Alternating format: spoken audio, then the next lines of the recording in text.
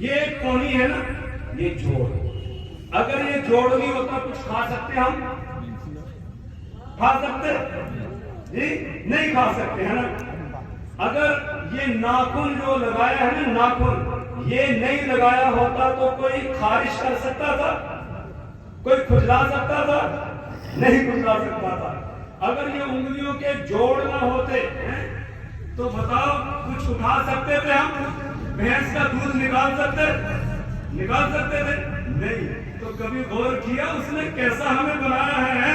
لقد خلقنا الانسان فی احسن تقویم، ہم نے انسان کو بہترین ڈھانچے میں بنایا ہے، بہترین کاریگری دکھائی ہے پروردگار نے، اور کوئی ایک چیز بھی انسان کے جسم کی بیکار نہیں ہے، کائنات میں کوئی چیز بیکار نہیں ہے، ہر ایک چیز کے اندر حکمت ہے۔ اب چلو یہ آنکھ یہاں ہے، ناک یہاں ہے، کبھی غور کیا؟ نہیں کیا ہے نا۔ آج کے بعد غور کریں گے اور پھر اس رب کا شکر ادا کریں گے انشاءاللہ، ہے نا انشاءاللہ۔ کھانا کھاتے ہیں سارے، ابھی کھائیں گے انشاءاللہ۔ جی جیسے ہم ہاتھ سے لقمہ اٹھاتے ہیں تو ہماری نظر اوپر ہوتی ہے، لقمے پر ہوتی ہے، لقمے پر، اور اگر لقمے میں کوئی مکھی ہو تو کھاتے ہیں، پیچھے ڈال دیتے ہیں، اگر کوئی مکوڑا آ جائے تو نہیں کھاتے ہیں، اس کو نکالتے ہیں، کوئی کیڑا آ جائے تو اس کو نکالتے ہیں، کھاتے ہیں اس کو، کوئی اور گندگی ہو تو کھاتے ہیں نہیں۔ تو یہ آنکھ یہاں لگائی ہے، جیسے لقمہ اٹھایا آنکھ نے اپنا کام کرنا شروع کر دیا اور آنکھ دیکھ رہی ہے یہ لقمہ تمہارے کھانے کے قابل ہے، کھا سکتے ہو۔ اگر کوئی گندگی ہو تو آدمی باہر پھینک دیتا ہے، کھاتا نہیں ہے۔ اگر آنکھ یہاں نہیں ہوتی، ادھر پیچھے لگائی ہوتی، پہلے لقمہ لے کے آنکھ کو ادھر چیک کرانا پڑتا، آنکھ جی ذرا چیک کر کے بتائیے یہ لقمہ ٹھیک ہے یا نہیں، تو بتاؤ پریشانی ہوتی یا نہیں؟ پریشانی ہوتی نہیں؟ تو میرے مالک نے آنکھ یہاں لگائی، اب لقمہ اٹھایا، آنکھ اپنا کام کر رہی ہے اور بتا رہی ہے ہاں یہ کھانے کے قابل ہے، کھا سکتے ہو۔ ہم نے اوپر لایا لقمہ، اب یہاں ناک کے قریب لایا، ٹھیک، ناک کے قریب لایا نا، ناک نے سونگ کے بتا دیا کہ یہ بدبودار نہیں ہے، کھانے کے قابل ہے۔ کبھی ایسا ہوتا ہے نا کھانا گھس جاتا ہے، خراب ہو جاتا ہے، باسی ہو جاتا ہے، خراب ہو جاتا ہے، اس میں بدبو آتی ہے، تو بدبو کا پتہ کیسے چلتا ہے؟ ناک سے۔ اب لقمہ اٹھا کے یہاں لایا، جیسے ناک کے قریب کیا، ناک نے سن کے بتا دیا ٹھیک ہے۔ اگر یہ بدبو والا ہو، گھس گیا ہو تو ہم فوراً اس کو پھینک دیتے ہیں، پھر کھاتے ہیں نہیں کھاتے ہیں۔ اگر ناک یہاں نہیں ہوتی، ادھر ہوتی، ادھر ہوتی، ادھر ہوتی، پہلے لقمہ لے کے ناک کو ادھر چیک کرانا پڑتا، اس کے بعد یہ میرے مالک کی کاریگری ہے نہیں، کوئی ایک چیز بھی بیکار لگائی ہے اس نے، یہی ہونا چاہیے تھا نا، ناک آنکھ ادھر ہی ہونی چاہیے تھی، کسی اور جگہ نہیں۔ اب بتاؤ جیسے ہی آپ لقمہ اٹھاتے ہیں تو منہ کے اندر پانی آ جاتا ہے، ایسے زبان نکالو، کہیں کوئی سوراخ نظر آ رہا ہے؟ کوئی سوراخ ہے زبان میں؟ اوپر آگے پیچھے کوئی سوراخ؟ لیکن جیسے لقمہ اٹھاتے ہیں پانی آ جاتا، کہتے ہیں منہ میں پانی آ گیا، کھانا ایسا تھا دیکھتے ہی منہ میں پانی آ گیا، دیکھتے ہی منہ میں پانی آ گیا۔ تو یہ پانی جو آ رہا ہے منہ میں، یہ پانی کون لا رہا ہے؟ اللہ ہے، اس کا یہ کرم ہے کہ اس نے پانی ہمارے منہ میں پیدا کر دیا۔ اب جیسے لقمہ ڈالا، ڈالتے ہی زبان اس کو آگے پیچھے ہلاتی ہے، دانت چباتے ہیں، اور وہ جو منہ میں پانی جمع ہوا تھا نا تھوک جیسا، جس کو ہم لعاب کہتے ہیں، تو یہ اس لقمے کے ساتھ مل گیا۔ اب بالکل آسانی کے ساتھ ایک جھٹکا لگا، لقمہ اتر کے نیچے چلا جاتا ہے۔ اگر کسی کے منہ میں پانی بننا بند ہو جائے پھر لقمہ نہیں اتار سکتا ہے، پھر لقمہ پھنس جائے گا، پھر اوپر سے پانی پہ پانی اس کو پینا پڑے۔ اچھا کھانا چلا گیا پیٹ میں، جی اس کے بعد ایک ڈھکن لگایا یہاں اللہ تعالیٰ نے، وہ ڈھکن بند ہو جاتا ہے، اب نیچے سے اوپر نہیں آنے دیتا ہے۔ یہ اس مالک کی کاریگری ہے۔ वो ढक्कन बंद हो जाता है, खाना वापस नहीं। कभी कोई आदमी बीमार हो जाता है, उस ढक्कन में कमजोरी आ जाती है, जैसे सोता है खाना ऊपर आने लगता है। कभी कभी अल्लाह ताला किसी को बीमार कर देता है इस तरीके से, दिखाने के लिए अपनी कुदरत। ये कितनी बड़ी मेरे रब की नेमत है। हम सोते हैं खाना ऊपर नहीं आता है, लेकिन कुछ लोगों को ये शिकायत हो जाती है, वो ढक्कन जो है कमजोर पड़ जाता है, जैसे वो सोते हैं एकदम खाना वापस आता है, लगता है उल्टी आएगी, आती नहीं है, गले में मिर्च लगती है, नाक में भी मिर्च लगती है। ये मेरे मालिक की कारीगरी है या नहीं? ये उसकी नेमतें हैं। इसलिए वो कहता है अल्लज़ी ख़लक़का, इंसान तेरे रब से तुझे किस चीज ने दूर कर दिया? जिस रब ने तुझे पैदा किया है, तेरे जिस्म के आज़ा बराबर बनाए और फिर तुझे एक मुनासिब ढांचे में मुनासिब अंदाज से बनाया। हर एक अज़ू जहां होना चाहिए था वहां उसने लगाया है। फिर फी अय्यि सूरतिन मा शाअ रकबक, फिर जिस सूरत में उसने चाहा तुम्हें जोड़ दिया, शक्ल और सूरत दे दी।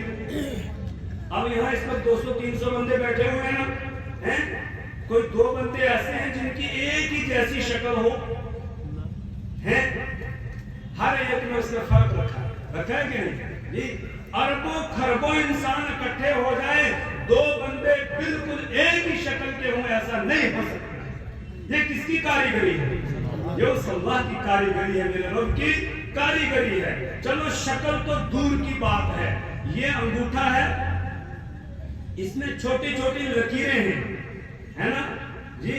ये लकीरें हैं। अरबों खरबों इंसान इकट्ठे हो जाएं और सारे अंगूठे लगाएं तो हर एक के अंगूठे की लकीरें अलग अलग हैं। हर एक के अंगूठे की लकीरें अलग अलग हैं। 2 बंदों के फिंगरप्रिंट एक जैसे नहीं हो सकते हैं। कहते हैं बूठो लाओ, हैं? एक जैसा बूठो दुआ वो नहीं हो सकते। 2 बंदों को बूठो एक जैसा नहीं हो सकते। अलग अलग अल्लाह ने बनाया, मेरे मालिक ने अलग बनाया है। आंख के अंदर का जो ये नक्शा है ना, ये पुतली, ये भी हर इंसान की अलग है। मैं 2015 में पहले उम्रे के लिए गया अल्लाह के फजल से, फिर 16 में अल्लाह ने दोबारा मौका दे दिया। तो जब उम्रे के लिए गया मैं, तो जैसे वहां कैमरे के सामने उसने मेरी आंख का फोटो लिया, तो मेरा पिछले साल वाला रिकॉर्ड सामने आ गया है। तो उस जो वो कंप्यूटर पर बैठा हुआ था, उसने मुझे कहा क्या आप इससे पहले भी आ चुके हैं? मैंने कहा पिछले साल आया था। कहा बस आपका रिकॉर्ड चढ़ गया, चलो आगे। सिर्फ आंख के नक्शे से, और कोई आएगा मेरा रिकॉर्ड नहीं खुलेगा, वो मेरी आंख पर ही खुलेगा। जी आज तो बड़ा आसान हो गया ना इसको समझना। ये मोबाइल है ना, इसका लॉक हम उंगली से रख देते हैं जी, फिंगर लॉक रखते हैं कि नहीं? ऐसे दबाया तो खुल गया ये। तो मैंने इस अंगूठे को इसमें फिट करके रखा हुआ है। अब ये बाकी उंगलियां मेरी हैं, ये भी सारी लगाऊं मैं 100 मरतबा लगा, खुलेगा? जो उंगली इसमें फिट की है वही लगेगी तो खुलेगा। क्यों? इसलिए कि इसकी लकीरें इसमें फिट हुई हैं, दूसरी किसी उंगली की लकीर ऐसी हो ही नहीं सकती है। अब मैं आपको कह दूं सारे इसमें 50-50 मरतबा अपना अंगूठा लगाएं, नहीं खुलेगा। क्यों? इसलिए कि हर एक की लकीरें अलग अलग है। ये किसकी कारीगरी है? ये अल्लाह की कारीगरी है। इसलिए वो अल्लाह कहता है या अय्युहल इंसान, ए इंसान। ये नहीं कहा या अय्युहल मुस्लिम, या अय्युहल मुमिन, ए मुसलमान, ए मोमिन, नहीं, बल्कि सारी दुनिया के इंसानों को कहा, चाहे वो उसको मानते हो या ना मानते हो। सबसे कहा, यहूदियों से कहा, इसी तरह ईसाइयों से कहा, मजूसियों से कहा, पारसियों से कहा, इसी तरह हमारे जो बिरादरान वतन हैं, हिंदू हैं, सिख हैं, दूसरे जैनी हैं, जितने हैं, सबको अल्लाह ताला खिताब करके कहता है तुम्हें किसने तुम्हारे मालिक से ऊपर वाले से तुम्हें दूर कर दिया, तुम्हें धोखे में डाला है, तुम उसको नहीं मान रहे हो, उसकी नहीं मान रहे हो। वो तुम्हारा मालिक है अल्लज़ी खलक़का, जिसने तुम्हें पैदा किया, तुम्हारे जिस्म के आज़ा बराबर बनाए, फ़अदलका, फिर उसने तुम्हें मुनासिब بنایا فی ای صورت ما شاء رکب، پھر جس صورت میں اس نے چاہا تمہیں جوڑ دیا، ہر ایک کی شکل الگ الگ اس نے بنائی۔ وہ ہمارا مالک ہے۔ ایسے مالک سے دور ہونا چاہیے، اس کے قریب آنا چاہیے، ہے جی، قریب آنا چاہیے۔ اس کو ماننا چاہیے یا نہیں ماننا چاہیے؟ اس کی ماننی چاہیے یا نہیں ماننی چاہیے؟ اس کی ماننی چاہیے۔ اس لیے وہ کہتا ہے مجھ سے دور نہ ہو جاؤ، میرے قریب آ جاؤ، ہیں؟ اور اس کے بعد کہا اصل بات کیا ہے، کیوں بندہ رب سے دور ہو جاتا ہے؟ رب سے دور کیوں ہوتا ہے؟ کسی کے ذہن میں آیا کہ یہ دنیا کے پیچھے لگ گیا اس لیے دور ہو گیا، کسی نے بولا کسی اور کے بہکاوے میں آ گیا اس لیے دور ہو گیا۔ اللہ کہتے ہیں نا کلا بل تکذبون بالدین، نہیں ہرگز نہیں، بلکہ تم قیامت کے دن کو نہیں مانتے ہو، قیامت کے دن کا تم کو یقین نہیں ہے۔ اگر اس بات کا یقین آ جائے کہ مجھے مرنے کے بعد دوبارہ اٹھایا جائے گا اور پھر اس زندگی کے ایک ایک لمحے کا حساب دینا ہوگا، تو بتاؤ تو جھوٹ بولے گا؟ بولے گا جھوٹ؟ نہیں بولے گا۔ کوئی کسی کو دھوکہ دے گا، کوئی کسی کو گالی دے گا، کسی کی غیبت کرے گا، کوئی گانا سنے گا، کوئی کسی کی زمین چھینے گا نہیں، کسی کی بھینس چوری کرے گا نہیں کرے گا، کسی کی لڑکی کو لے کر بھاگے گا نہیں۔ کیوں؟ اس لیے کہ اس کو یقین ہے کل مجھے رب کی عدالت میں حاضر ہونا ہے، پھر میرا اللہ مجھ سے پوچھے گا اَوَلَمْ نُعَمِّرْكُم مَّا يَتَذَكَّرُ فِيهِ مَن تَذَكَّرَ وَجَاءَكُمُ النَّذِيرُ، میں نے تمہیں عمر دی تھی اور اسی طرح میں نے تمہارے لیے سمجھانے کا انتظام کیا تھا، اپنی طرف سے سمجھانے والے پیغمبر بھیجے تھے، میں نے میسنجر بھیجے تھے، پیغمبر بھیجے تھے، نبی بھیجے تھے، رسول بھیجے تھے، انہوں نے تم کو سمجھایا تھا، تو بتاؤ تم نے کیا کیا؟ یہ پوچھے گا۔ میں نے زندگی دی تھی کہاں لگا کر آئے، میں نے جوانی دی تھی کہاں لگائی، میں نے مال دیا تھا کہاں لگایا؟ یہ پوچھے گا وہ رب۔ اس وقت ہمیں جواب دینا ہوگا، اور ایسا ضرور ہوگا۔ اس وقت سورج نکلا ہے جی، دھوپ ہے یا نہیں؟ کوئی انکار کر سکتا ہے؟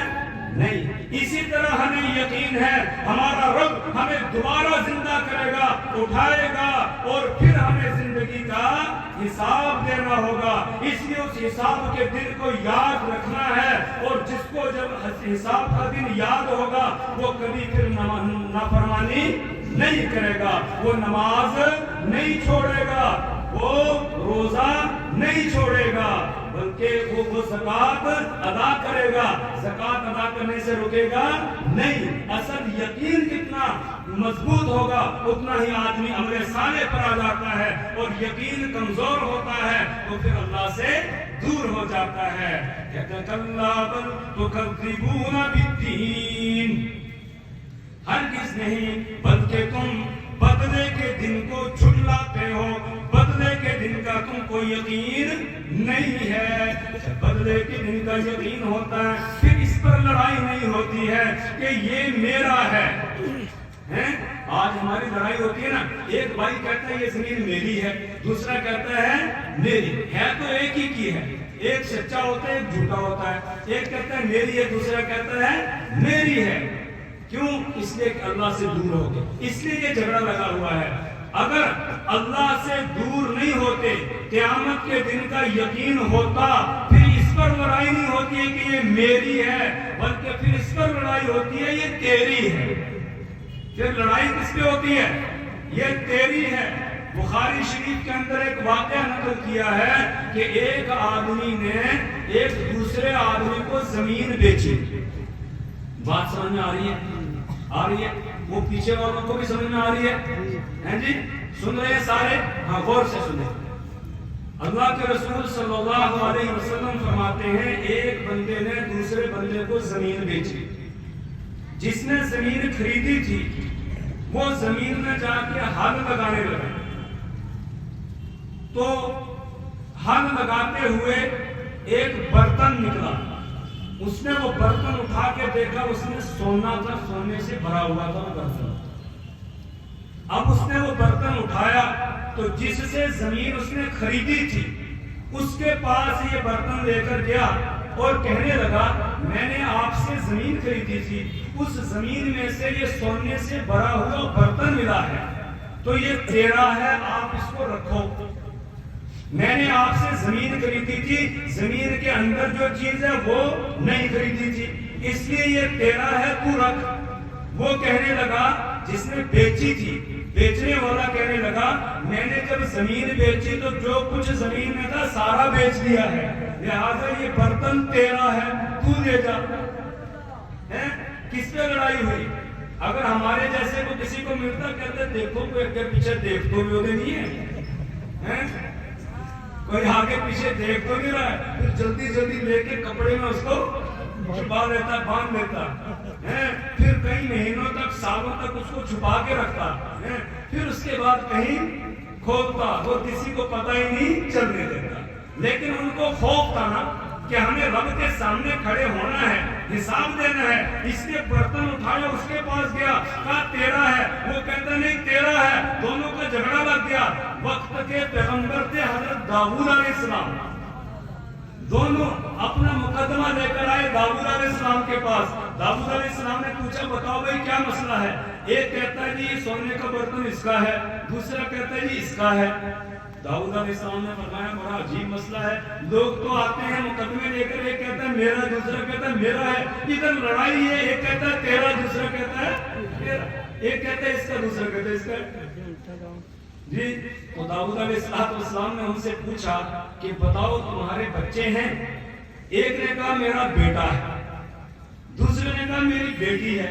تو داؤد علیہ السلام نے فرمایا دونوں کا نکاح کر دو، جتنا خرچہ ہوگا اس سونے میں سے خرچ کرو، جو بچے گا ان بچوں کے حوالے کر دو، وہ دونوں اس میں سے خرچ کرے، صدقہ کرے، خیرات کرے، جو کرے ان کے حوالے کرے۔ جب اللہ کا ڈر ہوتا ہے، خوف ہوتا ہے، پھر بندہ کسی کی اتنی سی چیز بھی دینا پسند نہیں کرتا ہے۔ پھر تو حضرت عمر رضی اللہ تعالیٰ عنہ رات کو چکر لگا رہے تھے، گشت کر رہے تھے، تو دور جنگل کے قریب ایک گھر کے پاس پہنچے، آدھی رات ہو چکی ہے، ایک عورت اپنی بچی سے یہ کہہ رہی ہے کہ بیٹی آج بھینس نے دودھ کم دیا ہے، تھوڑا پانی ڈال دے اس میں۔ تو بیٹی نے کہا امی جان آپ کو معلوم نہیں ہے حکومت کس کی ہے؟ امیر المؤمنین فاروق اعظم رضی اللہ تعالیٰ عنہ کی حکومت ہے، اگر پتہ چل گیا یہ دودھ میں ملاوٹ کرتے ہیں، پانی ڈالتے ہیں، سزا ہو جائے گی۔ ماں نے کہا بیٹی کون عمر کہاں دیکھ رہا ہے، آدھی رات ہو رہی عمر کہیں سونا ہوگا، وہ کہاں دیکھ رہا ہے؟ تو بیٹی نے آگے سے جواب دیا امی اگر عمر نہیں دیکھ رہا ہے، عمر کا خدا تو دیکھ رہا ہے۔ کیا کہا؟ امی عمر نہیں دیکھ رہا ہے، عمر کا خدا تو دیکھ رہا ہے، اس لیے میں دودھ میں پانی نہیں ملاؤں گی، دودھ میں پانی نہیں ڈالوں گی۔ فاروق اعظم رضی اللہ تعالیٰ عنہ یہ بات سن لی، واپس آ گئی۔ صبح کو ماں بیٹی دونوں کو بلایا، اب ماں ڈرنے لگی کہ شاید رات والی بات کا پتہ چل گیا ہے تو اب کوئی سزا ہو جائے گی۔ دونوں کو لا کے سامنے کھڑا کیا گیا تو فاروق اعظم رضی اللہ تعالیٰ عنہ نے دیکھا کہ بوڑھی کانپ رہی تھی، کہا اماں ڈرنے کی ضرورت نہیں ہے، اب بتاؤ رات کو کیا کہا تھا؟ تو آپ بوڑھی کیا کہہ سکتی تھی؟ اس نے کہا جی میں نے کہا بیٹی کو کہ آج بھینس نے دودھ کم دیا ہے، تھوڑا پانی ڈال دیں۔ پھر کہا بیٹی سے کہ بیٹی آپ بتاؤ آپ نے کیا جواب دیا؟ تو اس نے کہا میں نے یہ کہا تھا کہ امیر المؤمنین فاروق اعظم رضی اللہ تعالیٰ عنہ کی حکومت ہے، اگر پتہ چل گیا سزا ہو جائے گی۔ تو پھر بوڑھی سے پوچھا تم نے کیا کہا؟ تو بوڑھی نے جواب دیا میں نے کہا کون عمر کہاں دیکھ رہا ہے۔ بیٹی تم نے کیا جواب دیا؟ بیٹی نے کہا میں نے یہ کہا کہ امی عمر نہیں دیکھ رہا ہے، عمر کا خدا تو دیکھ رہا ہے۔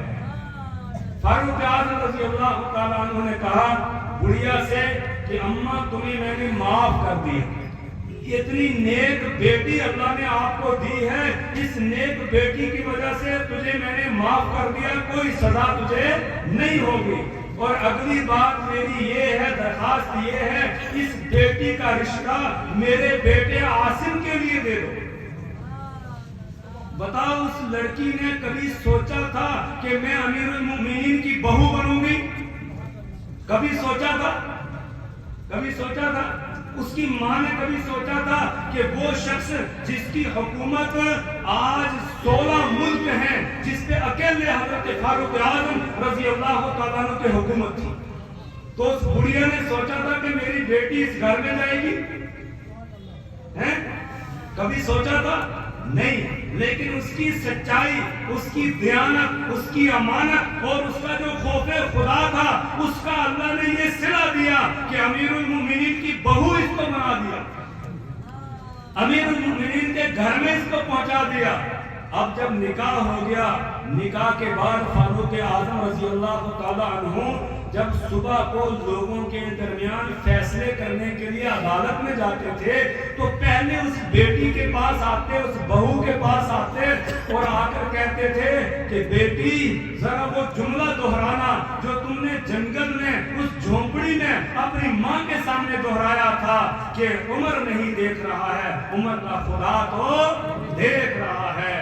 وہ بیٹی پھر اپنی زبان سے کہتی تھی کہ میں نے یہ کہا تھا کہ امی عمر نہیں دیکھ رہا ہے، عمر کا خدا تو دیکھ رہا ہے۔ اس کے بعد فاروق اعظم رضی اللہ تعالیٰ عنہ کی آنکھوں سے آنسو آ جاتے اور کہتے عمر عمر اس بیٹی کی نصیحت کو یاد رکھنا، ابھی تیرے ہاتھ میں لوگوں کے کاغذ آنے والے ہیں، ان کے فیصلے انصاف کے ساتھ کرنا، کل تیرے کاغذ اللہ کے ہاتھ میں ہوں گے اور تجھے وہاں جواب دینا پڑے گا، اس لیے کسی کے ساتھ ناانصافی نہیں کرنا۔ اس بیٹی کی نصیحت کو یاد رکھنا کہ عمر نہیں دیکھ رہا ہے، عمر کا خدا تو اللہ کرے اس بچی کی نصیحت مجھے بھی یاد ہو جائے اور آپ کو بھی یاد ہو جائے۔ جب دل میں کوئی گناہ کا خیال پیدا ہو فوراً سوچ لو، اگر ہمیں فلانا نہیں دیکھ رہا ہے، چاچا نہیں دیکھ رہا ہے، ماموں نہیں دیکھ رہا ہے، ابو نہیں دیکھ رہا ہے، امی نہیں دیکھ رہی ہے،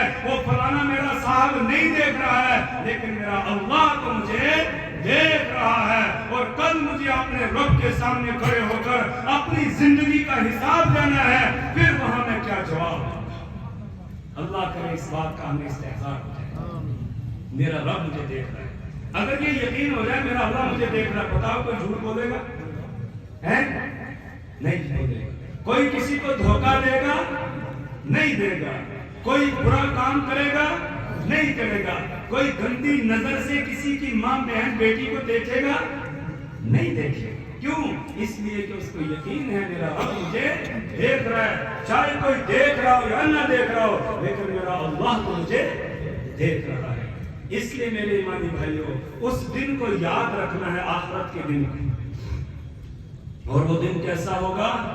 اللہ اکبر، یہ سورج جو آج کروڑوں میل اوپر ہے، یہ 1.25 میل کے فاصلے پر ہوگا، اور زمین بالکل چٹیل میدان برابر ہوگی، کوئی اونچ نیچ اس میں نہیں ہوگی، کوئی درخت نہیں ہوگا، کوئی مکان نہیں ہوگا، کچھ بھی نہیں ہوگا، صرف اللہ کا عرش ہوگا، اس کا سایہ ہوگا اور کوئی سائے کی جگہ نہیں ہوگی۔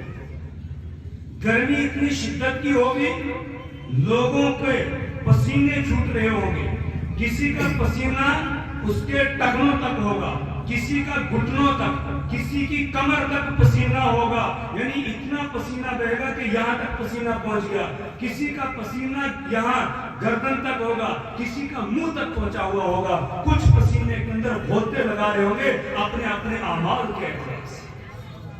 تو اس سختی کو ہم برداشت کر سکیں گے؟ یہاں کی گرمی کو برداشت کر سکتے ہیں؟ ابھی تو سردی ہی ہے لیکن آج بھی آپ کو گرمی لگ رہی ہے، 1-1.5 مہینے کے بعد برداشت ہوگی؟ کوئی دھوپ میں بیٹھ سکے گا؟ رہ سکے گا؟ نہیں۔ تو اس دن سورج بالکل قریب ہوگا، تو کیا اس دن ہم اس گرمی سے بچ سکیں گے؟ نہیں۔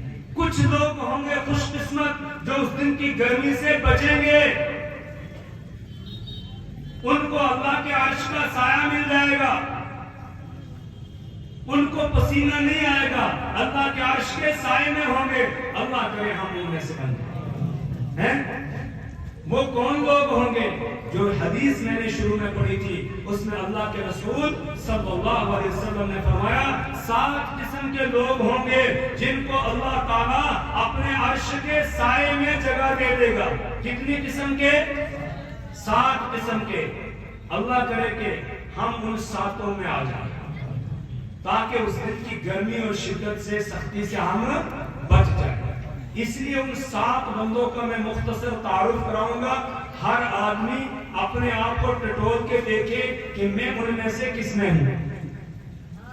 اگر ہے تو اللہ کا شکر ادا کرے، اگر نہیں ہے تو پھر بننے کی کوشش کریں۔ اللہ کے رسول صلی اللہ علیہ وسلم فرماتے ہیں 7 یظلهم اللہ فی ظلہ یوم لا ظل الا ظلہ۔ 7 قسم کے لوگ ہوں گے جو میدان محشر میں اللہ کے عرش کے سائے میں ہوں گے، جس دن اللہ کے عرش کے سائے کے علاوہ کوئی سایہ نہیں ہوگا۔ الامام العادل، پہلے نمبر پر فرمایا وہ آدمی جو اپنی ذمہ داری کو پوری طرح ادا کرتا ہو، جو ذمہ داری اس کو سونپی گئی ہے اس ذمہ داری کو پوری طرح ادا کرتا ہو، ان کے جو اس کے ماتحت ہیں ان کے حقوق ادا کرتا ہو، وہ چاہے ملک کا بادشاہ ہو، وہ چاہے کسی علاقے کا وزیر ہو، کسی جو ہے وہ دفتر کا آفیسر ہو، کسی ادارے کا ذمہ دار ہو یا گھر کا ذمہ دار ہو، جو ماتحت ہیں ان کے درمیان انصاف کا معاملہ کرتا ہے۔ اور یہ ہمارا جو جسم ہے نا، یہ بھی ایک چھوٹا سا ملک ہے، اس کا اللہ نے ہم کو ذمہ دار بنایا ہے۔ اور پھر بتایا، حکم دیا آنکھ کو ٹھیک استعمال کرنا، کانوں کو ٹھیک استعمال کرنا، ہاتھوں کو ٹھیک استعمال کرنا، پیروں کو ٹھیک استعمال کرنا، اپنے ان جسم کے اعضاء کے ساتھ انصاف کرنا، بے انصافی نہیں کرنا۔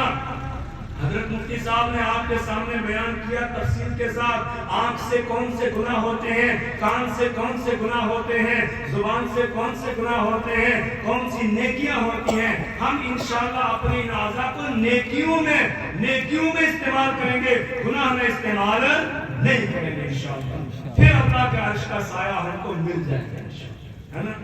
دوسرے نمبر پر وَشَابٌ نَشَأَ فِي عِبَادَةِ رَبِّهِ، ایسا نوجوان جو جوانی میں اپنے رب کی عبادت کرتا ہو، جو جوانی میں اپنے رب کی عبادت کرتا ہو، دن میں رب کی عبادت کرتا ہے، رات میں رب کی عبادت کرتا ہے، اللہ کے حکموں کو پورا کرتا ہے، نبی کے طریقے کو اختیار کرتا ہے، ایسا نوجوان اس کو اللہ تعالیٰ اپنے عرش کے سائے میں جگہ دے دے گا۔ جوانوں، تمہاری جوانی کیسی ہونی چاہیے؟ اور ایک چھوٹا سا واقعہ سناتا ہوں۔ امام غزالی رحمۃ اللہ علیہ کی کتاب ہے مکاشفۃ القلوب، اس میں لکھا ہے ایک نوجوان کا واقعہ۔ ایک آدمی کو گھر میں ملازم کی ضرورت تھی، نوکر کی۔ وہ باہر نکلا نوکر تلاش کرنے کے لیے، ایک نوجوان مل گیا تو اس نوجوان سے پوچھا، بیٹا مجھے گھر میں ملازم کی ضرورت ہے، نوکر کی ضرورت ہے، تم میرے گھر میں ملازمت کرو گے؟ اس نے کہا ٹھیک ہے کروں گا، لیکن میری 3 شرطیں ہیں۔ کتنی؟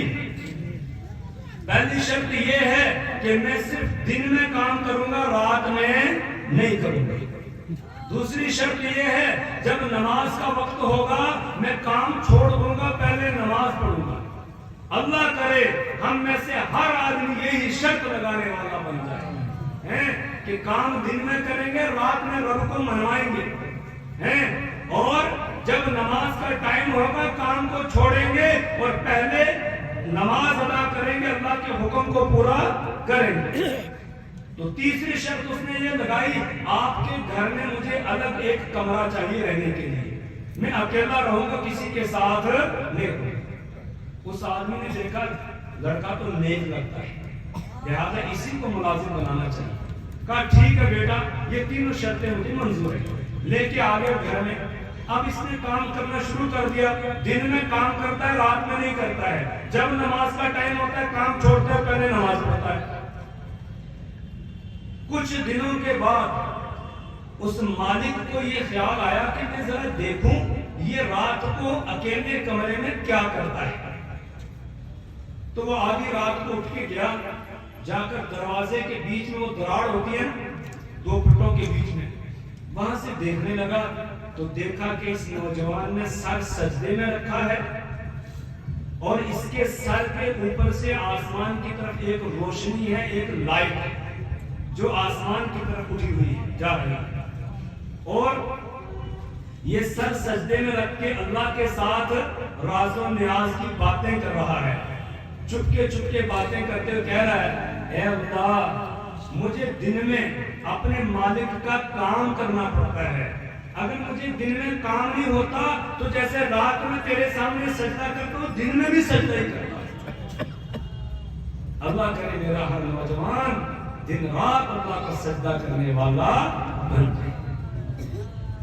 اس آدمی نے اپنی بیوی کو اٹھا کے لایا، اس کو بھی دکھایا، دکھانے کے بعد یہ دونوں رونے لگے کہ ہم نے اس نوجوان کے ساتھ زیادتی کی جو ہم اس سے دن میں کام کرواتے ہیں، آج کے بعد ہم اس سے کوئی کام نہیں کروائیں گے۔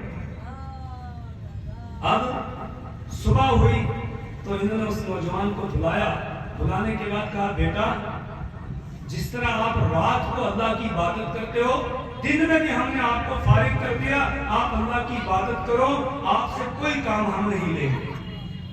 اس نے آسمان کی طرف دیکھا اور کہا، اللہ یہ تو میرے اور تیرے درمیان راز تھا، یہ میرے اور تیرے درمیان راز تھا، میری رات کی عبادت کا کسی اور کو پتا نہیں تھا، تجھے پتا تھا، مجھے پتا تھا، یا کرامن کاتبین جو وہ نامہ اعمال لکھنے والے فرشتے ہیں ان کو پتا تھا، اور کسی کو پتا ہی نہیں تھا۔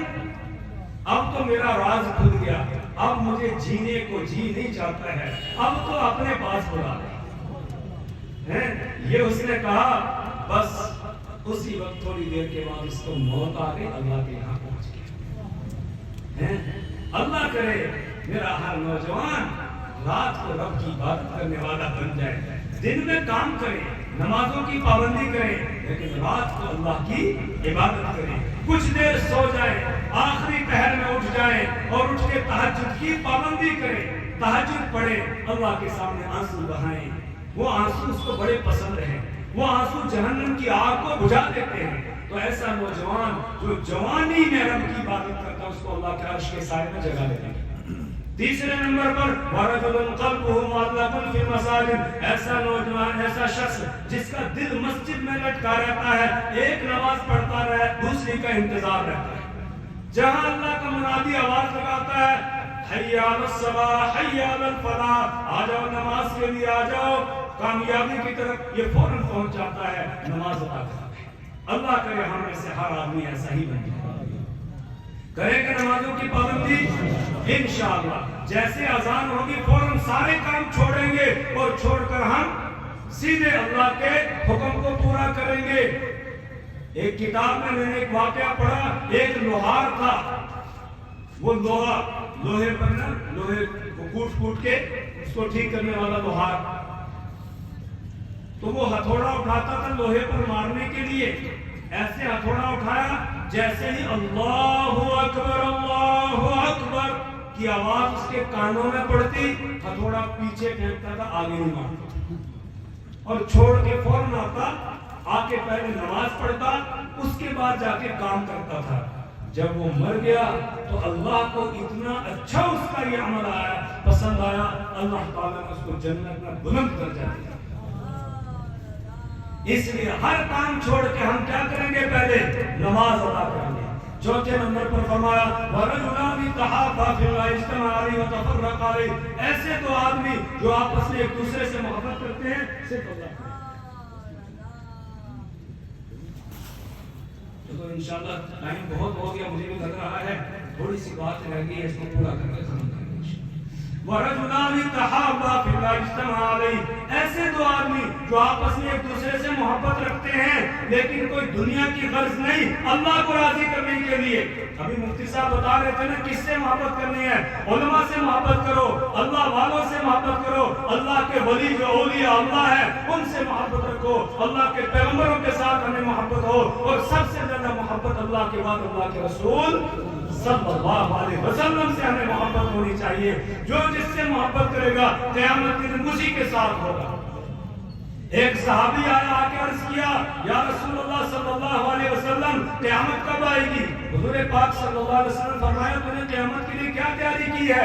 اس نے کہا، یا رسول اللہ تیاری تو کچھ نہیں ہے خاص، البتہ مجھے آپ سے मोहब्बत है।